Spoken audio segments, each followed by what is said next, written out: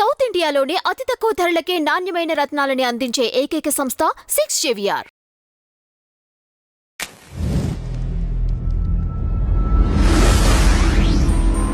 నమస్కారం నాగార్జున గారు. నమస్తే అండి గారు. జీవీ రెడ్డి గారిది ఒక 4-5 రోజులు రచ్చ జరిగిన తర్వాత ఈరోజు చూసినట్టయితే రాజీనామా చేయడం జరిగింది. ఆయన క్లైమాక్స్కి వచ్చింది, రాజీనామా చేశారు. పార్టీ సభ్యత్వానికే కాదు, ఆయన ఫ్యూచర్లో రాజకీయాల జోలికి కూడా రానని చెప్పేసి స్టేట్మెంట్ ఇవ్వడం జరిగింది. అదే.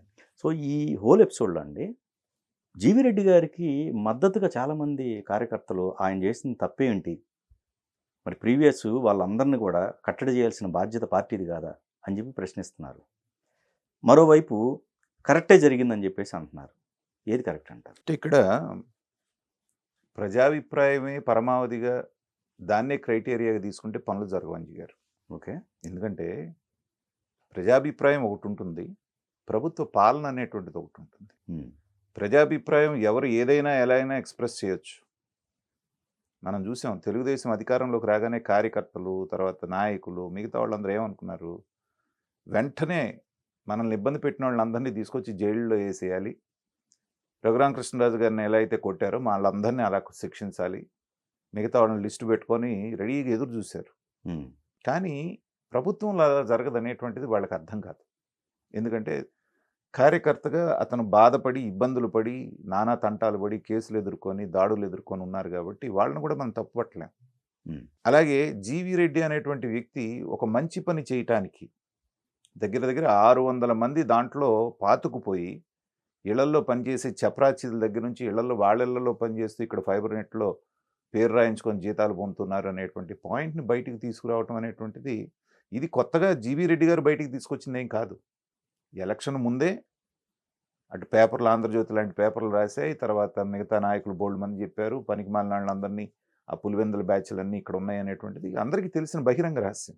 మరి ఇప్పుడు అది ప్రక్షాళన జరగలేదనేదే కదా. ప్రక్షాళన జరగటానికి ఒక పద్ధతి ఉంది అంటున్నాను నేను. ఓకే. బిగిన 600 మందిని పీకేశారండి ఫైబర్ నెట్లో. వ్యవస్థ నడుస్తుందా? ఇప్పుడు అసలు బోని కూడా కాలేదని ఆయన ఆరోపిస్తున్నారు. అదే కదా మరి నేను వాళ్ళు ఉన్నా లేకపోయినా కానీ ఉన్నప్పుడు ఏంటంటే వాళ్ళని మన వైపు మలుచుకోవడానికి కొంత టైం పడుతుంది. ఇవాళ రాష్ట్రంలో ఇది కాదు కదా సమస్య. ఓకే. అనేక సమస్యలు రాష్ట్ర ప్రభుత్వానికి ఉన్నాయి. ఉన్నటువంటి పరిస్థితుల్లో ఒక్కొక్కటి సవరించుకుంటూ రావడానికి కొంత టైం పడుతుంది. ఇప్పుడు ఇందాక వల్లభనేని వంశీ విషయమే తీసుకుందాం. 7 నెలల పాటు ఏమన్నారు, వదిలేశారు, ఆయన్ని పక్కన పెట్టేశారు, లేకపోతే ఆయన వచ్చి సరెండర్ అయ్యాడా, వీళ్ళు ఏమైనా లాలుచి పడ్డారా, ఇన్ని మాటలు మాట్లాడారు కదా.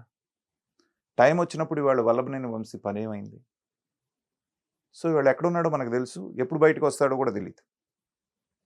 దానికి కొంత టైం పడుతుంది. అలాగే జగన్మోహన్ రెడ్డి అనేటువంటి వ్యక్తి రాజకీయాలలో ఉండకూడనటువంటి వ్యక్తి. అసలు భారతదేశ చరిత్రలోనే ఇలాంటి రాజకీయ నాయకుడిని రాజకీయం చూసి ఉండదు. అన్ని వ్యవస్థల్ని ఎన్ని రకాలుగా నాశనం చేయాలో, ఎన్ని రకాలుగా చెరబట్టి తనకు కావాల్సిన వాళ్ళతో నింపుకోవాలో, ఎన్ని అరాచకాలు చేయాలో అన్ని చేసినటువంటి వ్యక్తి జగన్మోహన్ రెడ్డి. అతను 2 పద్ధతులు వాడేవాడు. ఒకటి, నిజాయితీ పరులైనటువంటి ఆఫీసర్ని లొంగ తీసుకోవడానికి ఏబి వెంకటేశ్వరరావు అనేటువంటి ఒక సిన్సియర్ ఆఫీసర్ని ఏ ఆధారం లేకపోయినా 5 సంవత్సరాల పాటు సర్వీస్లో లేకుండా చేశారు. అది నిజాయితీ పరులైనటువంటి ఆఫీసర్లందరినీ అలా భయపెట్టాడు. మీరు అనుకుంటున్నారేమో మీ నిజాయితీ పరులు అని, ఏమీ లేకపోయినా నాకు అణిగిమణి ఉండకపోతే మీ భవిష్యత్తు ఇది అని. కాస్తో కూస్తో కరప్ట్ ఆఫీసర్స్ అయినటువంటి వాళ్ళు ఎవరైతే ఉన్నారో వాళ్ళందరినీ విచ్చలవిడిగా వదిలేశారు. మీరు ఏం చేసినా నేను అడగను మిమ్మల్ని, నాకు అనుకూలంగా చేయండి చాలు మీరు అన్నారు. రెచ్చిపోయారు. రెచ్చిపోయిన తర్వాత వాళ్ళు ఇష్టారాజ్యంగా చేశారు. దీంట్లో 3 రకాలైన కేటగిరీస్ ఉంటాయి అంజి గారు. ఒకటి, కావాలని ఇంటెన్షనల్గా జగన్మోహన్ రెడ్డి మీద అభిమానంతో ఆయన ఒకటి చేయమంటే వీళ్ళు 2 చేసిన జనాభా ఒక బ్యాచ్ ఉంటారు. రెండో బ్యాచ్ ఏంటంటే అటు ఇటు కాకుండా ఎవరు అధికారంలో ఉంటే వాళ్ళకు అనుకూలంగా పనిచేద్దాం, మనకెందుకు వచ్చిన గొడవ అనేటువంటి రాజీ బ్యాచ్ కొంతమంది ఉంటారు. మూడో వాళ్ళు ఏంటంటే ఇష్టం లేకపోయినా భయం కొద్దో, ఇందాక మనం అనుకున్నట్టుగా వెంకటేశ్వర గారికి జరిగింది చూసో ఎందుకు వచ్చిన గొడవ అని మనసుని చంపుకొని ఉన్నటువంటి వాళ్ళు ఉంటారు. మనం అందరినీ ఒక ఘాటును కట్టేయడానికి లేదు.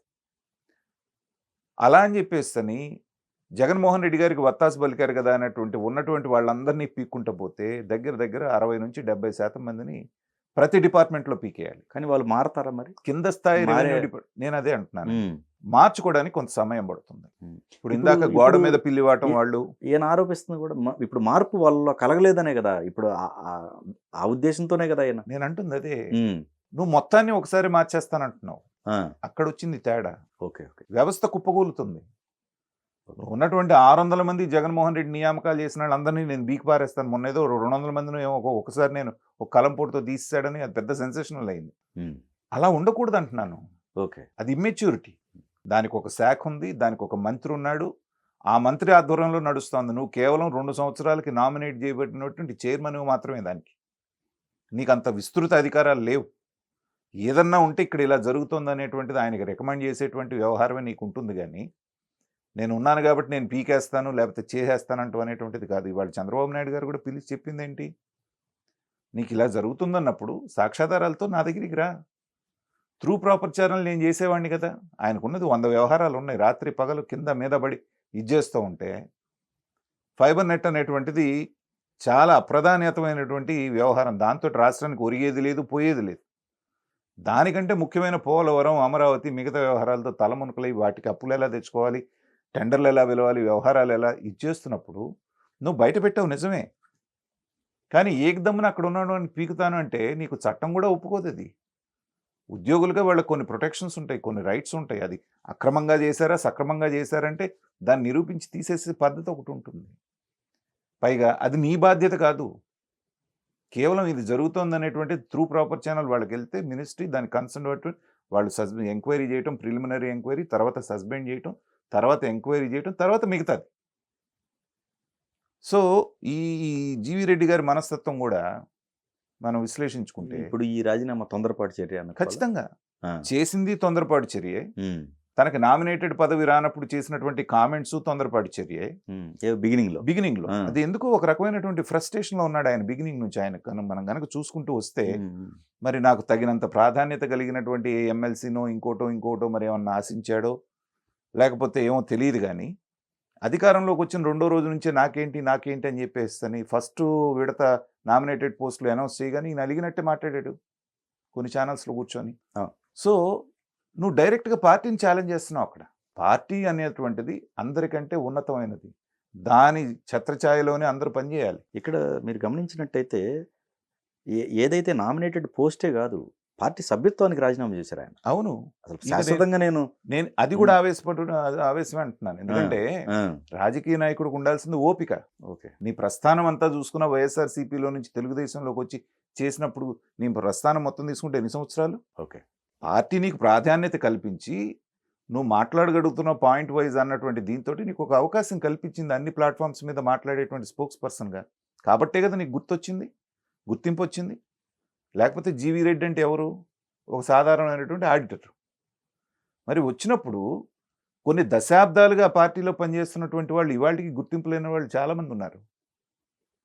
కొద్ది కాలం నువ్వు టీవీల్లో మాట్లాడగానే కొద్ది రోజులు ఆలస్యం కాగానే బయటకు వచ్చి నువ్వు పార్టీ మీద విమర్శలు చేసావన్న రోజునే చంద్రబాబు నాయుడు గారు కొంచెం గుర్తుపెట్టుకోవాల్సింది ఈయన్ని.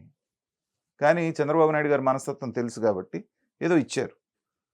ఇచ్చిన తర్వాత నువ్వు ప్రఖ్యాళన చేయాలనేటువంటి ఇంటెన్షన్ కంటే కూడా నీ హీరోయిజం ప్రదర్శించుకోవడానికి నేను అనేటువంటిది అక్కడ ముందు కనపడుతుంది జనానికి. ఇవాళ ప్రజలకు కూడా కామెంట్స్ చేసేవాళ్ళు పాజిటివ్గా ఏంటంటే ఆ హీరోయిజం నచ్చుతుంది. ఓ హీరో కనుక వెళ్ళి సినిమాల్లో చూసారా, ఇలా బీకేయండి, అలా బీకేయండి, ఇలా చేసేయండి, అలా చేసేయండి అంటే హీరోయిక్గా అనిపిస్తుంది. కానీ సిస్టంలో అది కుదరదు కదా, దానికి ఒక ప్రొసీజర్ ఉంది కదా. రేపు పొద్దున ఏం చెప్పినట్టుగా వాళ్ళందరినీ ఉద్యోగాల్లో తీస్తే ఇంకా మినిస్టర్ ఎందుకు అక్కడ? ఆ శాఖ ఎందుకు? వాళ్ళంతా డమ్మీలేనా? ఐఏఎస్లు మీరు ఏం చేసినా, మంచి చేసినా చెడు చేసినా వాళ్ళే చేయాలి. చంద్రబాబు నాయుడు గారికి సాధ్యం కాకుండా ఉన్న వాళ్ళందరినీ పీకేయలేకనా కేవలం ఎక్కువ చేసిన 16 మందినో 15 మందినో గాలిలో పెట్టారు. కానీ మిగతా వాళ్ళని నయానో భయానో నచ్చజెప్పు చేయించుకుంటున్నారు. అలా కాకుండా 50-60% ఐపీఎస్లు జగన్కి మద్దతు పలికారని అందరిని బీకేస్తే అవుద్దా? కాబట్టి ఆ రోజున అతను చేసినటువంటి తొందరపడి వ్యాఖ్యలు చేశారు. ఇవాళ రాజీనామా చేసినా నీకు పబ్లిక్లో సపోర్ట్ ఉన్నటువంటి అంత మాత్రాన నువ్వు పార్టీ కంటే పెద్దవాడివి కాదు. సో ఇవాళ నువ్వు మాట్లాడిన కొన్ని మాటల మూలన పార్టీ దీనికి కొన్ని పరిస్థితులు వచ్చినప్పుడు అనుభవజ్ఞుడైనటువంటి చంద్రబాబు నాయుడు గారు పిలిచి అతను గైడ్ చేయటం, నిన్ను ఒక చిన్నగా మందలింపు చేసినా కూడా నువ్వు దాన్ని సర్దుకోవాలి. అలా కాకుండా నేను రాజీనామా చేస్తాను, ఇది చేస్తానంటే పెద్ద పెద్దవాళ్ళే రాజీనామా చేసి వెళ్ళినా ఆ పార్టీకి ఏం కాలేదు, ప్రభుత్వానికి ఏం కాలేదు.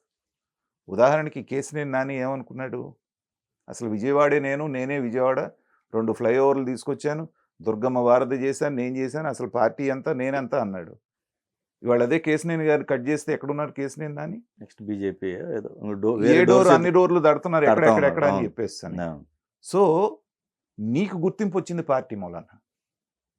పార్టీ అధినాయకుడు గుర్తించే అవకాశం ఇచ్చారు కాబట్టి నువ్వు ఆ చైర్లో కూర్చున్నావు. పార్టీ అధినాయకుడికి తలనొప్పి తీసుకొచ్చే పనులు నువ్వు చేయకూడదు కదా. సో పిలిచి మందలించినందుకు, ఇలా కాదు ఇలా చేసుంటే బాగుండదని ఒక పెద్ద మనిషిగా చెప్పినందుకు నేను రాజీనామా చేస్తాను, నేను పార్టీ సభ్యత్వానికి రాజీనామా చేస్తానంటే అది నీ ఇష్టం. నీ పర్సనల్గా నీ ఇమేజ్ని పెంచుకోవడానికి ఏమైనా పనికి వస్తుందేమో కానీ అది రాష్ట్రానికి కానీ ప్రభుత్వానికి కానీ నీకు అప్పచెప్పినటువంటి బాధ్యతను నువ్వు సగంలో బారేసిపోయినట్టే. ఆ. ఓపిగ్గా 2 ఏళ్ళు ఉండి దాన్ని ప్రఖ్యాళన చేసి దాన్ని సరైన పద్ధతిలో పెడితే నీ సమర్థత. ఇవాళ కాడి బారేసిపోతున్నట్టే కదా. కాబట్టి ఏంటంటే యువత రాజకీయాల్లోకి వచ్చినా కూడా ఓపిక అనేటువంటిది రాజకీయంలో. నేను ఎప్పుడు కూడా రాజకీయ నాయకుడు ఎలా ఉండాలంటే ఒకే ఒక వ్యక్తిని ఉదాహరిస్తాను, రోసయ్య గారు. ఉమ్. కొణిజేసి రోసయ్య మహానుభావుడు అవును. చనిపోయి ఎక్కడున్నాడు? ఆ. ఒకే పార్టీని నమ్ముకున్నాడు.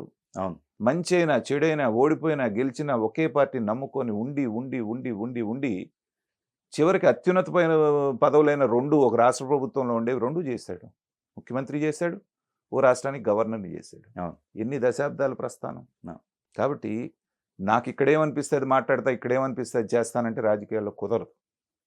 అప్పుడు నువ్వు ఇబ్బంది పడటమే కాకుండా ప్రభుత్వాన్ని పార్టీని కూడా ఇరుకుని పెట్టే ప్రభావం ఉంది. కాబట్టి ప్రభుత్వాన్ని పార్టీని కాపాడుకోవాల్సిన బాధ్యత ముఖ్యమంత్రి గారికి ఉంది. కాబట్టి విఘ్నత కలిగిన ఆయన అలా ప్రదర్శించాడు.